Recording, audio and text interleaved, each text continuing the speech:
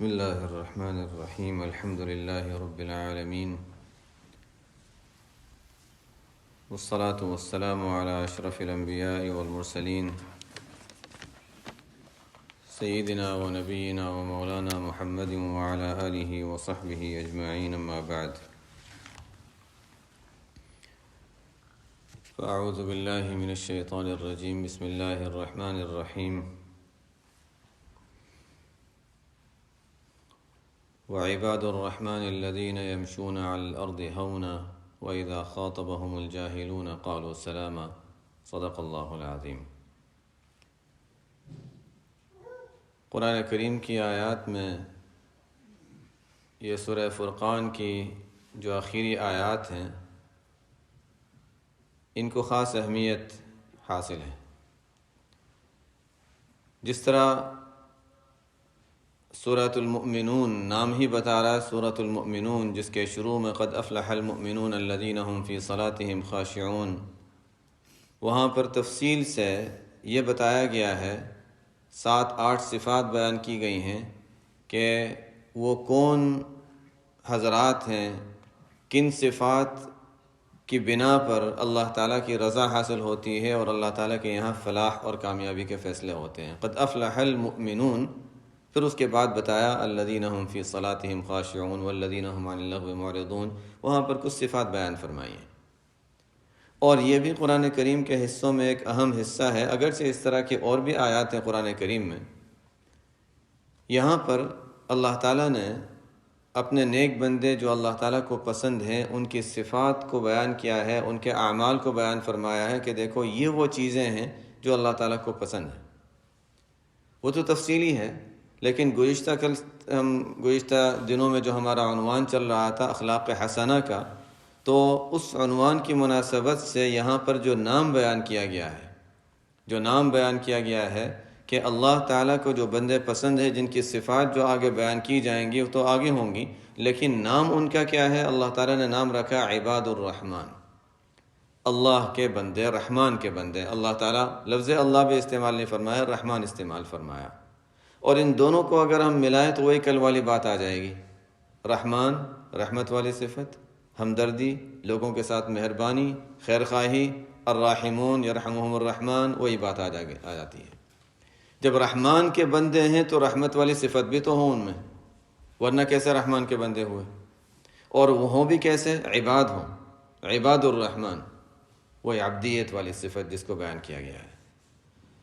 تمام اخلاق حسنہ کے جس کا تذکرہ آیا تھا کہ اخلاق حسنہ جو ہیں وہ اصل کے لحاظ سے اس کا تعلق دل سے ہے، لیکن انسان کے ظاہر سے وہ نظر آتا ہے. اصل کے لحاظ سے اس کا تعلق دل سے ہے. تو دل میں اگر اچھی صفات انسان میں ہیں، اوصاف حمیدہ انسان کے اندر ہیں، صفات حمیدہ، تو پھر ظاہر میں بھی انسان لوگوں کے ساتھ اچھی طرح پیش آئے گا، معاملات اچھے ہوں گے، خیانت نہیں کرے گا، سچ بولے گا وغیرہ، صفات ظاہر ہوں گی. تو اصل کے لحاظ سے اس کا تعلق دل سے ہے. تمام جو بری صفات دل میں ہوتی ہیں 10 سے زیادہ بیان کی گئی ہیں، بعضوں نے 13، بعضوں نے زیادہ بیان فرمائی ہیں. ان تمام کا اگر خلاصہ اور نچوڑ نکالیں تو تکبر آ جاتا ہے، جس کو ام الامراض کہا گیا، بڑائی اور تکبر. اور تکبر کی ضد اگر ہم دیکھیں تو وہ ہے تواضع. اخلاق حسنہ میں سب سے اونچی صفت جو ہے وہ تواضع ہے، اور اخلاق سیئہ میں سب سے بری صفت جو ہے وہ تکبر ہے. یہی وہ چیز ہم شروع سے دیکھیں. سب سے پہلا واقعہ دنیا میں جو پیش آیا، بلکہ دنیا کے میں آنے سے پہلے آدم علیہ السلام، انسانوں میں سب سے پہلے انسان کے ساتھ جو پیش آیا، آدم علیہ السلام کا واقعہ، اور اس کے آپ صلی اللہ آدم علیہ السلام کے ساتھ ابلیس کا واقعہ. ایک طرف تکبر، ایک طرف تواضع، دونوں کا نتیجہ اللہ تعالیٰ نے ظاہر فرما دیا. آدم علیہ السلام کے سامنے کچھ احکامات رکھے، یا رب قبول ہے. غلطی ہو گئی، توبہ کی، اتنی توبہ، حالانکہ غلطی خود اللہ تعالیٰ فرما رہے ہیں کہ نسیہ ولم نجد له عزما، نسیہ، بھول گئے تھے، نسیان تھا وہ. ہمارے لحاظ سے ہم اگر سوچیں کہ ایک انسان ایک گناہ کو گناہ سمجھنے کے باوجود کتنی مرتبہ غلطی کر لیتا ہے اور گناہ کر لیتا ہے. ٹھیک ہے، توبہ کے دروازے کھلے ہوئے ہیں. آدم علیہ السلام کے بارے میں خود اللہ تعالیٰ فرماتے ہیں کہ وہ بھول گئے تھے، نسیان تھا وہ، لیکن اس پر عتاب کتنا سخت ہوا۔ اور آدم علیہ السلام نے بھی یہ نہیں کہ یا اللہ اب غلطی ہو گئی، بس غلطی ہو گئی اب ختم، اب بہت اب بھول ہو گئی تھی، غلطی ہو گئی، نہیں، توبہ کرتے رہے، توبہ کرتے رہے، توبہ کرتے رہے۔ یہی چیز ہے کہ انسان اللہ تعالیٰ کی عظمت جب دل میں بیٹھ گئی ہے تو اللہ تعالیٰ کی عظمت کے مقابلے میں ہر چیز قبول ہے، ہر چیز تسلیم ہے۔ وہی تواضع کی اصل بنیاد ہے۔ اور اس کا مقابل ابلیس، انا خیر منہ، میں اس سے بہتر ہوں، میں کیوں اس کے سامنے جھکوں، انا خیر منہ خلقتنی من نار وخلقتہ من طین۔ مفصل اللہ تعالیٰ نے قرآن میں کئی جگہ اس کو بیان فرمایا۔ تو یہ بہرحال بنیاد ہے، اخلاق حسنہ کی بنیاد تواضع پر ہے، اور اخلاق سیئہ کی بنیاد وہ اصل تکبر پر ہے۔ یہ چیز اگر ہو اصل کے لحاظ سے، جیسے حضرت گنگوئی رحمۃ اللہ علیہ فرماتے ہیں، حضرت مولانا رشید احمد گنگوئی رحمۃ اللہ علیہ، اللہ تعالیٰ نے ان کو حدیث کے لحاظ سے، فقاہت کے لحاظ سے اور باطن کے لحاظ سے عجیب کمالات عطا فرمائے تھے۔ فرماتے ہیں جہاں پر کوئی چیز نہیں ہوتی وہاں اس کی قدر و قیمت زیادہ ہوتی ہے۔ جہاں دنیا کے حالات تو دیکھتے ہی ہیں، یہاں پر جو چیز ملتی ہے، کہیں سفر میں انسان جاتا ہے، وہاں والے کہتے ہیں یہاں سے یہ چیز لے آنا۔ انسان وہاں جاتا ہے، حرمین جاتا ہے، اچھا وہاں پر اچھا زمزم وہاں کی خاص چیز ہے، آتے ہوئے اچھا ٹھیک ہے زمزم لے کر آنا ہے، وہاں کی کوئی خاص چیز ہے وہ لے کر آنی ہے۔ ایک باغ میں جانا ہوا، مدینہ منورہ کی خوبی تو اصل باغات ہیں، اب تو عمارتوں میں اور انسان اسی میں پھنس جاتا ہے، اور ظاہر ہے وہ ہم حرم کے پاس گیا ہے انسان تو وہی نظر آئے گا اطراف میں، لیکن چلو ٹھیک ہے حرم کے لیے گئے ہیں، انسان حرم میں بیٹھ جائے، لیکن وہاں اصل کھجور کے باغات ہیں، جو اصل وہاں کی پرانا طرز اور پرانا انداز اور اصل جو وہاں کی رونق ہے۔ اور آپ صلی اللہ علیہ وسلم کو جو بشارت دی گئی تھی، جو خبر دی گئی تھی کہ آپ ایسی جگہ ہجرت کر کے جائیں گے جہاں کھجور کے باغات ہوں گے، جو گزشتہ کتابوں میں لکھے ہوئے ہیں، ایک باغ میں جانا ہوا۔ اب وہ تاریخ میں، سیرت کی بعض کتابوں میں واقعہ ملتا ہے، اس کی تحقیق واللہ عالم کیا حقیقت ہے۔ ایک یہودی نے آپ صلی اللہ علیہ وسلم سے یہ مطالبہ کیا کہ میں آپ کو سچا نبی مان لوں گا اگر آپ کھجور کے درخت میں ایسا کریں کہ بیج ڈال دیں اور ایک دن میں کھجور بھی اگائے، اس پہ درخت بھی آ جائے۔ اب ایسا معجزہ طلب کیا۔ عام طور سے ایسا ہوتا تھا کہ آپ صلی اللہ علیہ وسلم کی طرف سے جواب کیا ہوتا تھا؟ معجزہ دکھانا، یہ اللہ تعالیٰ کی طرف سے ہے، جیسے عام طور سے انبیاء کی شان ہوتی ہے۔ اب یہ واقعہ تاریخی ہے، ہم اس کو حدیث کی حیثیت سے نہیں قبول کریں گے، صحیح ہے غلط ہے واللہ عالم۔ نبی کریم صلی اللہ علیہ وسلم نے بیج ڈال دیا، اس کو خطرہ ہوا کہ واقعتاً یہ درخت اگ جائے گا، اس سے کہ وہ تو جانتے تھے، یہود تو جانتے تھے کہ یہ اللہ کے سچے نبی ہیں، یعرفونہ کما یعرفون ابناءہم، قرآن میں بار بار آتا ہے۔ اس کو خطرہ ہو گیا کہ اگر یہ درخت نکل آیا تو مجھے اسلام قبول کرنا پڑے گا، میں اسلام قبول کرنے کے لیے تیار نہیں ہوں، چیلنج تو کر دیا۔ اس نے کیا کیا؟ رات میں گیا اور رات میں جا کر وہ بیج نکال دیا، بیج کو نکال دیا۔ لیکن اللہ تعالیٰ کا کرنا یہ ہوا کہ دوسرے دن درخت بھی تھا اور اس پر کھجوریں بھی تھیں۔ یہ واقعہ تاریخ میں ملتا ہے، تاریخ میں یہ واقعہ ملتا ہے۔ ایک باغ میں جانا ہوا، وہاں پر کھجوریں ہیں جس میں بیج نہیں ہے، کہتے ہیں کہ یہ اسی درخت کی نسل ابھی تک چلی آ رہی ہے کہ اس میں وہ درخت کھجور اگتی ہے لیکن اس میں بیج نہیں ہوتا۔ ہیں ایسی کھجوریں ہیں جس کے بیج نہیں ہوتے۔ میں نے یہ سوال کیا کہ اگتی کیسے ہیں پھر؟ آج بیج ہی نہیں ہے تو پھر وہ اگتی کیسے ہیں؟ بہرحال کہتے ہیں کہ نہیں ٹھیک ہے، وہ کھجور ہی کو ڈالتے ہیں اور اس کا درخت اگ جاتا ہے، جو بھی طریقہ ہو اس کا، لیکن بہرحال ایسی کھجوریں وہاں پر ملتی ہیں اور اس کی تاریخ وہ بیان کی جاتی ہے اور واقعہ سیرت کی کتابوں میں ملتا ہے۔ بہرحال بات یہ تھی کہ اللہ تعالیٰ جب کسی کو عطا فرماتے ہیں تو یہ تواضع جو ہے یہ اصل بنیاد ہے، اخلاق حسنہ کی بنیاد جو ہے وہ تواضع پر ہے، اور اخلاق سیئہ کی بنیاد جب انسان ضد پر آ جاتا ہے، بات ماننی نہیں ہے، تو پھر کوئی اس کو منوا نہیں سکتا۔ پھر ابلیس وہی تھا کہ اس سے معلوم تھا کہ آدم علیہ السلام کے ساتھ اللہ تعالیٰ کا معاملہ ایک خصوصی معاملہ ہے، اعزاز کا معاملہ ہے، اور صرف جھک جاتا تو بہت کچھ اس کو حاصل ہو جاتا۔ حضرت مولانا اشرف علی تھانوی رحمۃ اللہ علیہ کبھی بڑی کام کی باتیں، نکتے کی باتیں بیان فرماتے ہیں۔ کام کی باتیں تو خیر ہمارے ان کی خاص طور پر تھانوی رحمۃ اللہ علیہ کتابوں میں بڑی عجیب ہی ملتی ہیں۔ فرماتے ہیں کہ ابلیس میں 4 عین تھے، پانچواں نہیں تھا۔ وہ عالم تھا، علم بہت تھا اس کے پاس، اور یہ بات صحیح ہے کہ علم بہت تھا اس کے پاس، تو عالم بھی تھا، عابد بھی بہت زیادہ، عبادت بھی بہت کی اس نے، اور سیرت کی کتابوں میں اس کی تفصیل ملتی ہے کہ وہ فرشتوں کی مختلف علاقوں اور جماعتوں میں وہ یعنی عبادت گزار کے نام سے وہ معروف تھا، فرشتوں میں بھی وہ معروف تھا کہ بہت زیادہ عبادت کرتا ہے۔ تو عالم بھی تھا، عابد بھی تھا، اور 3 عین تھے، چوتھا نہیں تھا۔ عالم بھی تھا، عابد بھی تھا، اور عارف بھی تھا۔ اللہ تعالیٰ کی معرفت اور پہچان اس کو حاصل تھی۔ دلیل کیا؟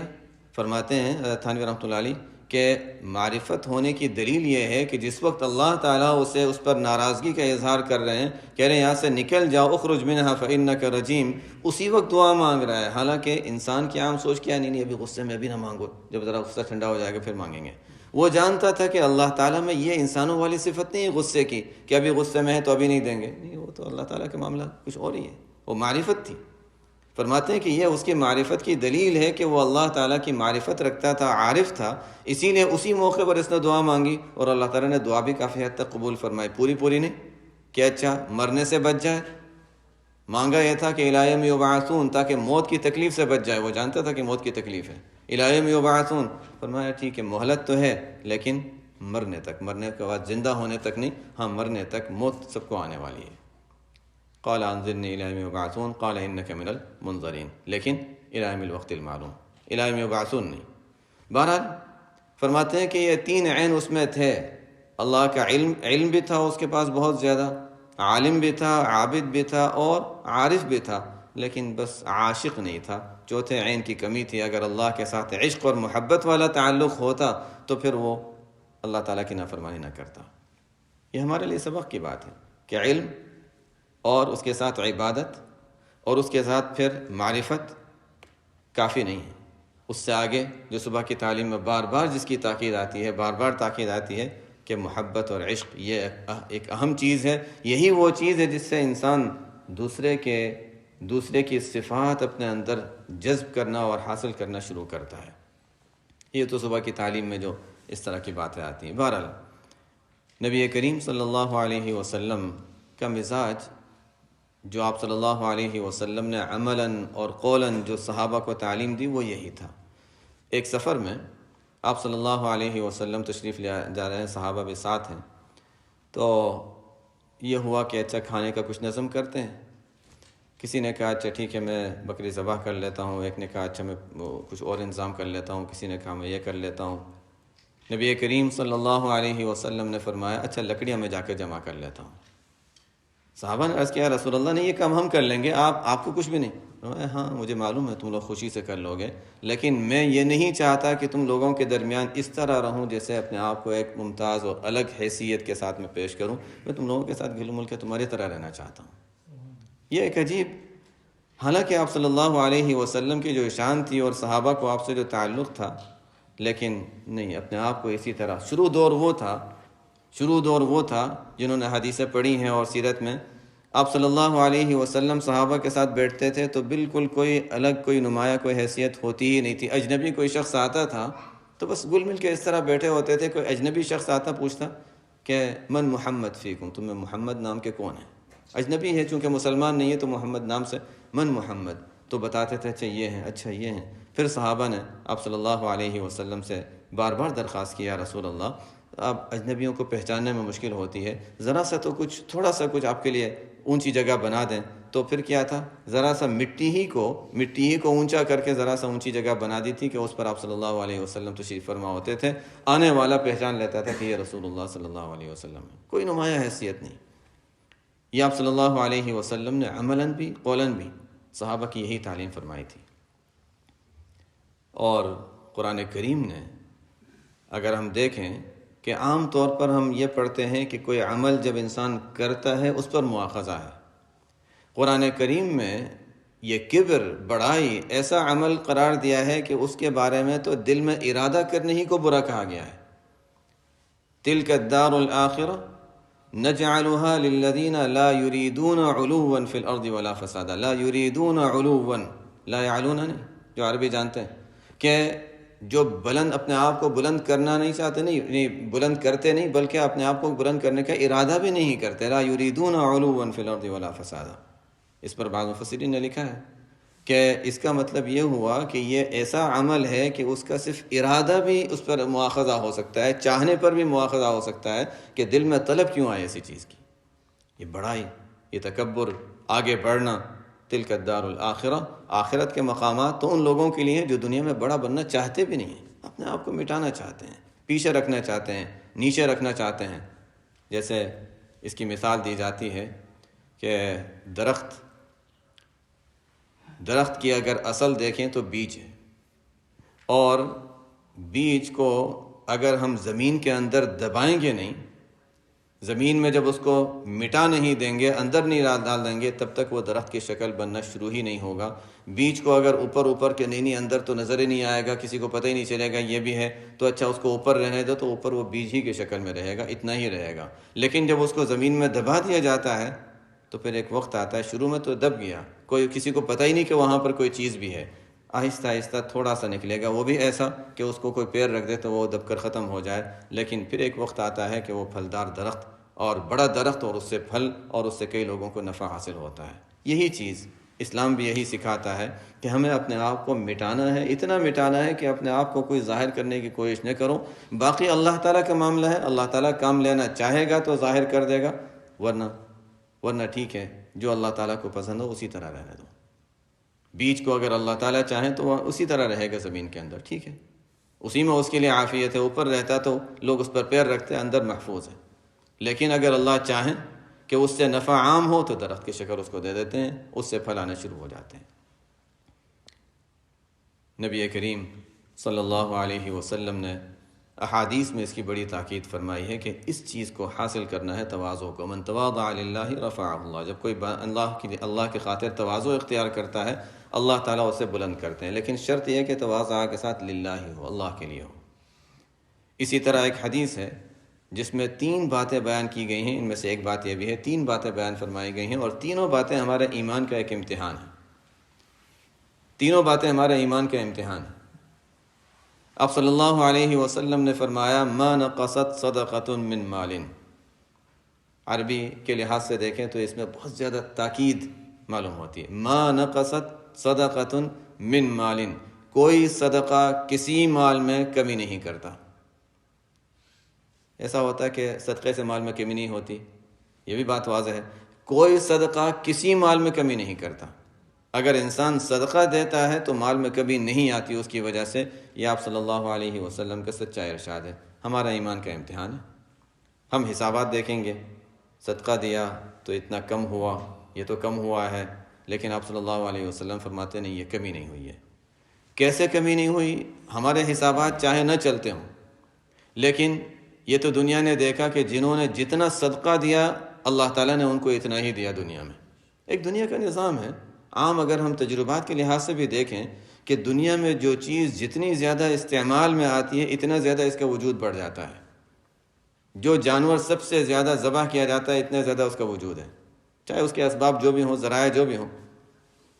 لوگوں نے کہا کہ گھوڑا اگر ذبح کرنا شروع کر دیا تو کم ہو جائے گا۔ حلت حرمت کا مسئلہ اپنی جگہ وہ ہے نہیں ہے، بہرحال حلال ہے اور مکروہ ہے نہیں ہے، لیکن بہرحال یہ وجہ، ہمارے استاد تھے جب پڑھاتے تھے تو فرماتے تھے کہ بعض علماء نے جو وجہ بیان کی ہے کہ گھوڑے کو ذبح کر دیں گے تو گھوڑا تو اس کا وجود کم ہو جائے گا، ان کا یہ وجہ میری سمجھ میں نہیں آتی، اور بات بالکل صحیح ہے۔ اس لیے کہ جو چیز جتنی زیادہ استعمال میں آتی ہے اللہ تعالیٰ کی طرف سے اس کا وجود اتنا ہی زیادہ بڑھ جاتا ہے۔ تو یہ تو تجرباتی چیز ہے، بالکل نظر آنے والی چیز ہے۔ وما انفقتم من شيء فهو يخلفه، جو کچھ بھی تم خرچ کرو گے اللہ اس کا بدل عطا کر دے گا۔ ہاں کس طریقے سے؟ کبھی نظر آتا ہے، کبھی نظر نہیں آتا۔ کبھی انسان پر کوئی بہت بڑا خرچہ آنے والا تھا، اس نے صدقہ دے دیا، صدقہ دینے کی وجہ سے وہ خرچہ رک گیا، انسان کو نہیں پتا کہ وہ آنے والا تھا، اس لیے کہ انسان حالات سے واقف نہیں ہے۔ تو یہ مال کی برکت ہے کہ صدقے کی وجہ سے وہ بڑا خرچہ رک گیا، ورنہ وہ بڑا خرچہ آ جاتا، کچھ پتہ نہیں، کہیں ایکسیڈنٹ ہو جاتا، کہیں کیا ہو جاتا۔ ہم دنیا کے حالات دیکھتے ہی ہیں، بیچارے وہ لوگ جنہوں نے زندگی بھر مال جمع کرتے رہے اور کماتے رہے، اور جنہوں نے مکانات تعمیر کیے، کبھی کبھی ہمارے لیے یہ عبرت کے واقعات ہو جاتے ہیں کہ زلزلہ آیا اور پورا تباہ سب ختم ہو گیا، اور چند منٹ بھی نہیں لگے کہ جتنا دنیا زندگی بھر میں جمع کیا تھا سب بالکل زیرو پہ آ گیا، اب اس کے جو ملبہ ہے اس کو اٹھانے کا خرچہ اوپر سر پر آ گیا۔ ایسے حالات ہوتے ہیں۔ بہرحال یہ صدقات، اس کی وجہ سے مال میں ظاہراً تو کمی نظر آتی ہے ہمیں، لیکن حقیقت کے لحاظ سے اس کی وجہ سے باقی جو مال ہے اس میں اللہ تعالیٰ برکت عطا فرماتے ہیں، اور بہت سی آفات اور بہت سے زائد ہونے والے خرچوں سے اللہ تعالیٰ حفاظت فرما لیتے ہیں۔ ما نقص صدقۃ من مال وما زاد اللہ عبدا بعفو، حدیث کی 3 اجزاء ہے۔ دوسرا جز، وما زاد اللہ عبدا بعفو الا عزا، اللہ تعالیٰ کسی بندے ما زاد اللہ عبدا بعفو، کسی بھی بندے کو معاف کرنے کی وجہ سے اللہ تعالیٰ نہیں بڑھاتے مگر اور زیادہ عزت میں۔ بہت تاکید کے ساتھ بیان فرمایا۔ جب انسان کسی کو معاف کرتا ہے تو معاف کرنے کی وجہ سے ظاہراً ایسا لگتا ہے اچھا انتقام بھی نہیں لیا، وہ سامنے والے نے اتنا کہا یا کچھ کہہ ہی نہیں سکا، اس کو تو جواب دینا ہی نہیں آتا، ہمارا معاشرہ تو یہی بتائے گا ہمیں۔ لیکن آپ صلی اللہ علیہ وسلم فرماتے ہیں معاف کر دو، کوئی بات نہیں، معاف کر دو۔ معاف کرنے کے نتیجے میں ظاہراً تو ایسا لگے گا کہ اچھا ہم ہار گئے، لیکن ہمیں اسلام یہ سکھاتا ہے کہ بہت سی ہار انسان کے لیے جیت بن جاتی ہیں۔ یہ ایک اہم چیز ہے، بہت بڑی زندگی کا ایک اصول ہے کہ ہمارے لیے بہت سی مرتبہ ہار جو ہے ظاہری طور پر وہ جیت کا سبب بن جاتا ہے۔ صلح حدیبیہ اس کی مثال بالکل واضح ہے۔ صحابہ سب دیکھ رہے تھے کہ اچھا اتنی بڑی ہار، اتنی بڑی ذلت ہم محسوس کر رہے ہیں اپنے اندر کہ ہم عمرے کے لیے جا رہے تھے، اور مکہ والوں کا اصول ہی نہیں ہے کہ کسی عمرے میں جانے والے شخص کو روکنا، وہ مجرموں کو بھی ہر طرح کے دشمنوں کو بھی آنے دیتے تھے، اور وہاں قتل و قتال ہوتا ہی نہیں تھا۔ یہ حضرات گئے ہیں، آپ صلی اللہ علیہ وسلم حق پر ہیں، آپ نے سچا خواب دیکھا ہے، عمرے کے لیے جانے والے تھے، یہ کیوں روک رہے ہیں؟ روکنے کی ان کا کوئی حق نہیں ہے، ہم جائیں گے، یہ جو کرنا چاہیں ہم، روکنا چاہیں روکیں، ہم تو عمرہ کریں گے۔ آپ صلی اللہ علیہ وسلم نے فرمایا نہیں، ہمیں ابھی تو واپس جانا ہے۔ بڑا سخت امتحان تھا۔ مورخین نے اور اہل سیر نے یہ لکھا ہے کہ ایک طرف تو اس سے 1 سال پہلے تقریباً یہ خندق کا واقعہ پیش آیا تھا۔ خندق کا واقعہ بھی بہت مشہور واقعہ ہے، اور اس وقت جو ظاہری طور پر جو گھبراہٹ تھی جس کو قرآن نے بیان کیا ہے کہ اذ جاءتکم جنود، کئی لشکر ہر طرف سے احزاب، فوجیں اور جماعتیں آ گئیں۔ اذ جاءتکم جنود فارسلنا علیہم ریحا وجنودا لم تروها، اور اس وقت کا حال کیا تھا؟ اذ جاءوکم من فوقکم ومن اسفل منکم، ہر طرف سے گھیر لیا تھا۔ وَإِذ زَاغَتِ الْأَبْصَارُ، انسان گھبرانے کی وجہ سے ادھر دیکھ رہا ادھر دیکھ رہا۔ وَإِذْ بَلَغَتِ الْقُلُوبُ الْحَنَاجِرَ، ایسا لگ رہا تھا کہ کلیجے باہر آ جائیں گے، ایسا خوف کا عالم تھا۔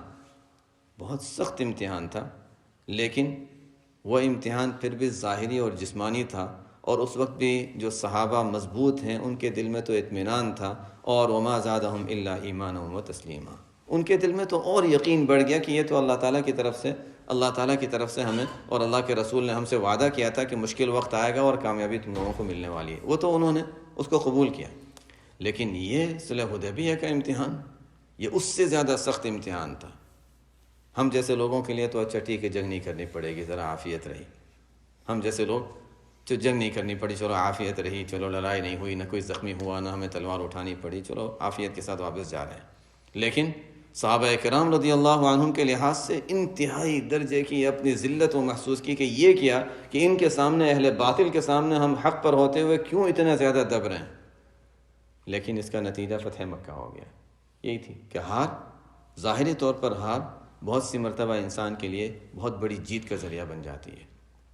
بہرحال وما زاد اللہ عبدا بعفو الا عزا، اور شیخ رحمۃ اللہ علیہ نے آپ بیتی میں تو اس کی بعض واقعات بھی نقل فرمائے ہیں کہ ہمارے بعض ایسے حضرات تھے جن کو حضرت شیخ رحمۃ اللہ علیہ سے کچھ اختلاف تھا، ظاہر خاندان کے لوگوں میں اور علاقے کے لوگوں میں ہوتا ہے کبھی، تو حضرت شیخ رحمۃ اللہ علیہ سے اختلاف تھا۔ حضرت شیخ رحمۃ اللہ علیہ کا ان کے ساتھ ہمیشہ اچھا سلوک اور اچھا تعلق ہی رہا، اور نتیجے میں فرماتے ہیں کہ یہ تو میں نے تجربہ دیکھا، اور اس حدیث کو میں نے عملاً بھی دیکھ لیا، نتیجے تجربے کے لحاظ سے بھی دیکھ لیا کہ جن لوگوں کے ساتھ یہ معاملات تھے میں نے ان کے ساتھ معاملہ اچھا کرنے کی کوشش کی، آخر میں جا کر وہ انتہائی درجے کے تعلق رکھنے والے اور معتقد بن گئے تھے۔ پر یہ حالات ہوتے ہیں، یہ تو آپ صلی اللہ علیہ وسلم کا بھی ارشاد ہے، اور قرآن نے بھی یہی فرمایا، ادفع باللتی ہی احسن، اگر کوئی ہمارے ساتھ برائی کرتا ہے اس کے ساتھ بہتر سے بہتر طریقہ اور اچھے سلوک سے پیش آؤ، فَإِذَا الَّذِي بَيْنَكَ وَبَيْنَهُ عَدَاوَةٌ کأنہ ولی حمیم، جس کے ساتھ تمہاری دشمنی کا معاملہ ہے تم اچھے سے اچھا سلوک کرتے رہو. وہی کل والی بات کہ برتن سے وہی نکلتا ہے جو اس میں ہوتا ہے. اچھے سے اچھا سلوک کرتے رہو، نتیجے کے لحاظ سے ہوگا یہ کہ وہ تمہارا دل سے تمہیں ماننے والا بن جائے گا. کأنہ ولی حمیم، بلکہ ظاہری طور پر بھی تمہارا حمایت کرنے والا، جیسے گہرا تعلق رکھنے والا دوست ہوتا ہے اس طرح بن جائے گا. بہرحال یہ ہے کہ روایت کا حدیث کا پہلا حصہ ہے کہ ما نقصت صدقۃ من مال، کوئی صدقہ کسی مال میں کمی واقع نہیں کرتا. روایت کا حدیث کا دوسرا حصہ ہے وما زاد اللہ عبدا بعفو الا عزا، اللہ تعالیٰ کسی بندے کے کو بھی معاف کرنے کی وجہ سے اگر بڑھاتے ہیں تو عزت ہی میں بڑھاتے ہیں، یہ اس کی ذلت نہیں، چاہے ظاہراً وہ اپنی ذلت محسوس کرے تھوڑی دیر کے لیے. اور آخری حصہ ہے وما تواضع احد للہ الا رفعہ اللہ، کوئی بندہ اللہ کی خاطر تواضع اختیار نہیں کرتا مگر اللہ تعالیٰ اس کو بلند فرماتے ہیں. یہ بہرحال اللہ تعالیٰ کا ایک نظام ہے. اللہ تعالیٰ کا نظام ہے کہ جب انسان کو کسی کو اللہ تعالیٰ بڑھانا چاہتے ہیں تو اس کو پہلے اپنے آپ کو مٹانا پڑتا ہے. یہ ایک نظام ہے. متکبر کی مثال بعض علماء نے بیان فرمائی ہے جیسے ایک شخص ہو کسی پہاڑ کے اوپر اونچائی پر ہو، اور اونچائی پر سے وہ لوگوں کو دیکھتا ہے تو اس کو ایسا لگ رہا ہے دیکھو میں اتنا بڑا، وہ چھوٹے چھوٹے لوگ نظر آ رہے ہیں اس کو، اس لیے کہ دور سے دیکھ رہا ہے، اونچائی سے دیکھ رہا ہے. کوئی انسان اونچائی سے دیکھے یا پلین میں سے کبھی نیچے دیکھے تو گاڑیاں بھی چھوٹی گاڑیاں نظر آتی ہیں. تو انسان پہاڑ پر سے اگر دیکھتا ہے کسی شخص کو تو نظر آئے گا اچھا لوگ چھوٹے چھوٹے ہیں، سمجھتا ہے دیکھو میں بڑا ہوں اور یہ چھوٹے ہیں. لیکن نیچے والے لوگوں کو بھی کبھی اس کا حال یہی نظر آتا ہے کہ دیکھو ہم سب بڑے ہیں، یہ کتنا چھوٹا سا نظر آ رہا ہے. تو یہ متکبر کی مثال ہے کہ اپنے آپ کو وہ سمجھ رہا ہے بڑا، لیکن حقیقتاً لوگوں کی نظروں میں وہ چھوٹا ہی سمجھا جاتا ہے. نبی کریم صلی اللہ علیہ وسلم نے فتح مکہ کے موقع پر جب مکہ فتح فرمایا اور مکہ مکرمہ میں داخل ہو رہے تھے، سب سے بڑی فتح جس کو کہا جائے گا، سب سے بڑی فتح، ٹھیک ہے فتوحات اور بھی تھیں، غزوہ بدر بھی تھا اور اس کے بعد احزاب بھی اور مختلف فتوحات تھی، لیکن فتح مکہ کو جو اہمیت حاصل ہے وہ اپنی جگہ ہے. اور قرآن نے بھی اس پر پھر آگے جو نتائج مرتب فرمائے اذا جاء نصر اللہ والفتح ورأیت الناس يدخلون فی دین اللہ افواجا، اس کے بعد تو لوگ اسلام میں داخل ہوتے رہے، فوج در فوج اسلام میں آتے رہے. تو فتح مکہ کا موقع ہے، آپ صلی اللہ علیہ وسلم مکہ میں داخل ہو رہے ہیں اور قرآن کریم کی تلاوت فرما رہے ہیں اذا جاء نصر اللہ والفتح، اور بھی قرآن کی دوسرے صورتوں کا بھی ذکر ملتا ہے، تلاوت فرما رہے ہیں. اور آپ صلی اللہ علیہ وسلم کا سر جھکا ہوا ہے، بالکل جھکا ہوا، اتنا زیادہ جھکا ہوا کہ فرماتے ہیں کہ وہ آگے جس لکڑی پر جو کجاوا ہوتا تھا اس کی لکڑی ہوتی تھی اس کے ساتھ آپ کا سر لگنے لگتا تھا، اس طرح جھکے ہوئے ہیں کہ کہیں فاتحانہ انداز سے سینہ نکال کر میں اندر نہ جاؤں، نہیں یہ تو اللہ کا احسان ہے، اللہ کا فضل ہے کہ فتح دی ہے. تو اس طرح سر جھکاتے ہوئے جا رہے ہیں. اس موقع پر ایک شخص آپ صلی اللہ علیہ وسلم کے پاس آتے ہیں، اتنا بڑا فاتح ہے اور میں ان سے بات کرنے آ گیا اور کوئی درمیان میں کوئی رکاوٹ ڈالنے والا نہیں، کوئی محافظ نہیں، کوئی جیسے ہوتے ہیں بادشاہوں کے پاس تو اس طرح کے لوگ ہوتے ہیں، وہ بات کرنے آیا، گھبرانے لگا، کانپنے لگا. آپ صلی اللہ علیہ وسلم نے تسلی دی، فرمایا کہ کیوں گھبراتے ہو، کیا بات ہے، ہون علیک فإنما أنا ابن امرأة من قریش كانت تأكل الخدید. کیا تم مجھے کیا سمجھ رکھا ہے، میں تو ایک قریش کی ایک عورت، یہیں مکہ والا تھا، قریش کے خاندان کا ایک تعلق رکھنے والا ایک شخص ہوں اور ایسی عورت کا ایک بیٹا ہوں کہ اچھا اس کے پاس تازہ گوشت، جیسے اس زمانے میں بادشاہوں کے یہاں وہ جو حاکم ہوتے تھے، بڑے لوگ ہوتے تھے، تازہ گوشت ذبح ہوتا تھا. قدید گوشت کو خشک کر کے، ایسے کہ فریزر کا تو دستور تھا نہیں، تو جب فریزر نہیں تھے تو گوشت ایک دن کے بعد تو وہ خراب ہونا شروع ہو جائے گا، تو اس لیے اس کو خشک کر کے، چھوٹے ٹکڑے کر کے خشک کر کے رکھ لیتے تھے، قدید کہا جاتا تھا اس کو. تو یہ عام غربا کا یہ طریقہ ہوتا تھا کہ وہ قدید کھاتے تھے. مالداروں کا طریقہ یہ ہوتا تھا کہ وہ تازہ گوشت کھایا کرتے تھے. تو فرمایا کہ دیکھو تم کیا سمجھ رہے ہو، میں تو قریش کی ایک معمولی عورت کا بیٹا ہوں اور ہمارے گھر میں تو وہی سوکھا خشک کیا ہوا گوشت جو ہوتا تھا وہی ہم کھایا کرتے تھے. میں کوئی فکر کی گھبرانے کی بات نہیں، جو بات کرنی ہے بات کر لو. هون علیک فإنی لست بملک، میں بادشاہ نہیں ہوں، انما انا ابن امرأة من قریش كانت تأكل القدید. یہ آپ صلی اللہ علیہ وسلم کا مزاج تھا اور یہی آپ صلی اللہ علیہ وسلم نے صحابہ کو تعلیم دی. بیعت فرماتے تھے تو بعض موقعوں پر آپ صلی اللہ علیہ وسلم خاص تاکید فرماتے تھے کہ دیکھو کسی سے کوئی سوال نہیں کرنا۔ ہم عام طور سے اس کے معنی یہ سمجھتے ہیں سوال نہیں کرنا یعنی کسی سے کچھ مانگنا نہیں ہے، یعنی پیسے، ہمارے ذہن چونکہ پیسے اور مال تو ہمارے ذہنوں میں وہی بات آتی ہے، لیکن صحابہ نے اس کو سمجھا تھا اصل مفہوم کے اعتبار سے کہ کسی سے سوال نہیں کرنے کا مطلب یہ ہے کہ کوئی کام ہے کسی کو نہیں کہنا، اپنا کام خود کرنا۔ یہ اصل تعلیم تھی، اپنا کام خود کرنا۔ یہ وہ صحابہ جن سے آپ صلی اللہ علیہ وسلم اس طرح کی بیعت میں یہ کلمات کہلواتے تھے کہ کسی سے کوئی سوال نہیں کرنا ہے۔ اب وہ اونٹ پر سوار ہیں، اونٹ جنہوں نے دیکھا ہے اونٹ پر جب بیٹھتے ہیں تو اونٹ کس طرح کھڑا ہوتا ہے، پہلے ایک طرف سے اونچا ہوگا پھر دوسری طرف سے، اس کو بٹھانے میں بھی ذرا دیر لگتی ہے۔ ہماری طرح نہیں کہ اچھا گاڑی میں بیٹھے ہیں تو اچھا دروازہ کھولا اور باہر نکل گئے، اونٹ کو تو بٹھانا پڑتا ہے، پھر اس پر سے انسان اترے گا، ذرا دیر لگتی ہے۔ اونٹ پر سوار ہے اور کوڑا زمین پر گر جاتا ہے تو اب کوئی شخص وہاں سے صرف اٹھا کر دے دے گا، کوئی مشکل کام نہیں ہے، دینے والے کو کوئی مشقت نہیں ہوگی۔ لیکن ان صحابہ کا حال یہ تھا کہ اگر کوڑا گر جاتا اپنے اونٹ کو بٹھاتے تھے، نیچے اترتے تھے، وہ کوڑا لیتے تھے، پھر اس پر بیٹھتے تھے۔ کیوں؟ اس لیے کہ آپ صلی اللہ علیہ وسلم کی تعلیم یہ تھی کہ کسی سے اپنے کام نہیں، کہ خود اپنے کام خود کرنے ہیں۔ یہ آپ صلی اللہ علیہ وسلم نے ہم سے وعدہ لیا تھا، یہ آپ صلی اللہ علیہ وسلم کی تعلیمات تھی کہ دوسروں سے کام نہ لو، اپنے کام خود کرو۔ اور ہمارے اکابر میں، ہم اسلاف میں جب یہ اس کے نمونے ہم دیکھتے ہیں تو واقعی وہی چیز چلتی رہی ہے۔ ہمارے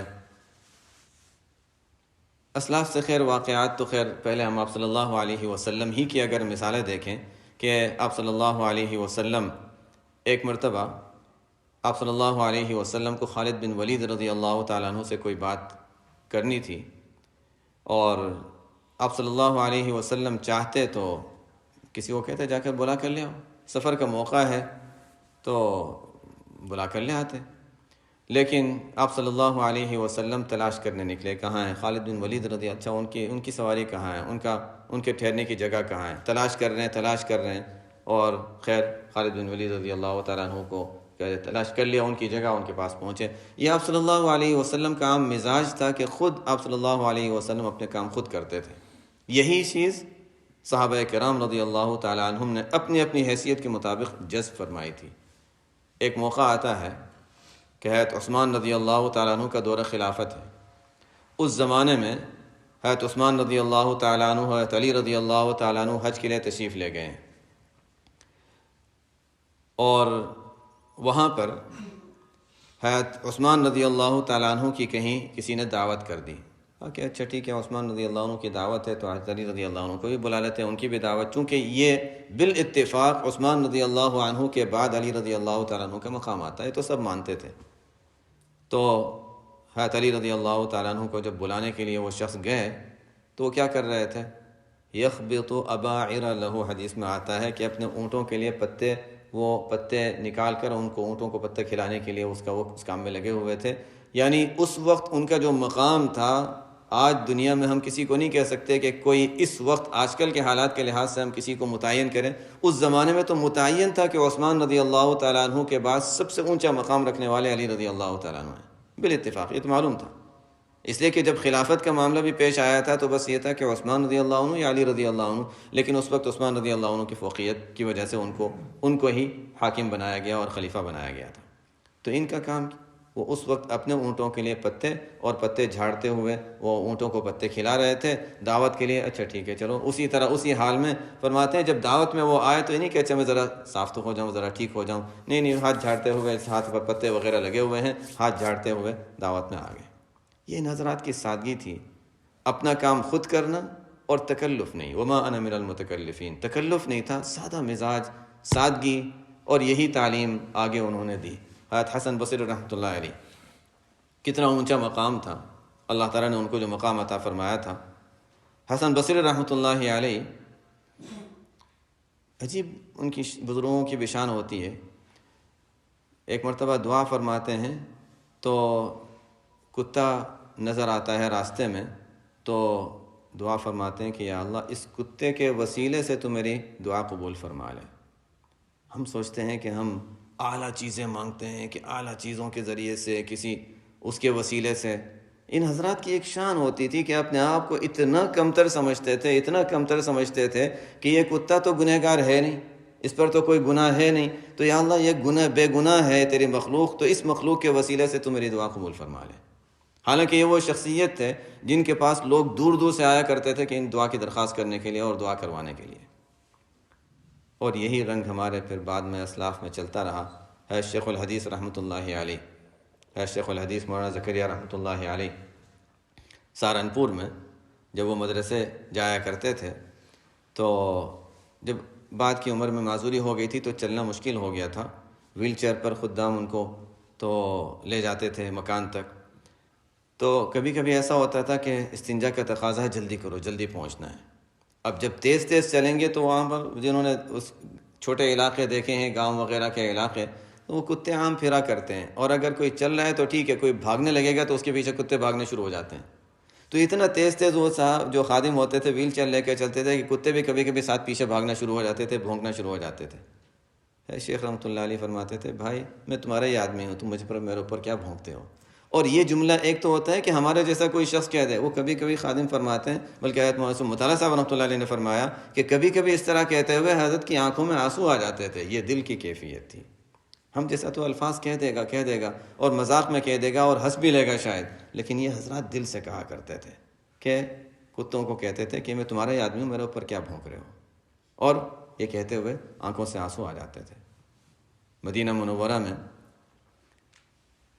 جب اس زمانے کی بات ہے جب بالکل حرم کے ساتھ ہی روڈ اور سڑک ہوا کرتی تھی، حضرت شیخ رحمۃ اللہ علیہ کے لیے وہیں پر گاڑی لایا جاتی کہ اچھا وہاں گاڑی میں بیٹھ جائیں، تو جس وقت وہ چل لیتے تھے تو خدام کے سہارے سے، دو خادموں کے سہارے سے چل کر وہاں روڈ تک پہنچ جاتے تھے، گاڑی کا انتظار تھا۔ تو اب گاڑی کے آنے میں ذرا دیر تھی تو حضرت شیخ نے فرمایا مجھے بٹھا دو، جیسے کہ کھڑے مشکل ہے، مجھے بٹھا دو۔ خدام نے سوچا کچھ مصلی وغیرہ کچھ بچھا لے تاکہ یہاں پر تو مٹی ہے، زمین گند ہے۔ تو حضرت شیخ رحمۃ اللہ علیہ سمجھ گیا کہ یہ مجھے زمین پر بٹھانا نہیں چاہتے، ہاتھ ہٹایا اور خود اپنے آپ کو نیچے کر کے زبردستی بٹھا لیا۔ فرمایا مدینہ منورہ کے کتے ایسے ہی بیٹھا کرتے ہیں۔ یہ بہرحال اپنے آپ کو ان حضرات کے یہاں کوئی اپنی حیثیت اور اپنے آپ کو بڑھانا یا تکلفات یہ چیزیں نہیں ہوا کرتی تھی، لیکن یہ سلسلہ وہی ہے کہ اوپر سے یہ سلسلہ آیا تھا کراچی میں۔ بس میں خاص ہے انشاءاللہ باقی اس عنوان پر انشاءاللہ پھر کل بات کریں گے۔ ہمارے اسلاف کے واقعات تواضع کے تو بہت زیادہ ہیں۔ شیخ رحمۃ اللہ علیہ آبتی جب لکھوا رہے تھے تو آبتی میں تواضع کے واقعات جب چلے تو سلسلہ چلتا رہا، اتنا طویل چلا کہ پھر فرمایا کہ اب میرے جو تباہ کروانے والے ہیں وہ تقاضا کر رہے ہیں کہ اب بس تاکہ وہ خطبات کا وقت آ گیا تو یہ تباہ کروانے ہیں ورنہ بہت زخیم ہو جائے گا۔ تو فرماتے ہیں کہ اچھا اب تو اتنا زخیم ہو گیا کہ اس کو مستقل رسالے کی شکل میں بھی شاید تباہ کر لینا چاہیے، اور واقعتاً انگلینڈ سے پھر اس کو حضرت معصوم مطالعہ صاحب رحمۃ اللہ علیہ نے مختلف مستقل رسالے کی شکل میں بھی الگ سے تباہ کروایا تھا اکابر کی تواضع کے نام سے۔ تو حضرت شیخ رحمۃ اللہ علیہ نے بھی آپ بیتی میں بہت واقعات اکابر کے لکھے ہیں، اس سلسلے میں بعض واقعات کا انشاءاللہ کل تذکرہ کر لیں گے۔ سبحانک اللہم و بحمدک، اشہد ان لا الہ الا انت، استغفرک و اتوب الیک۔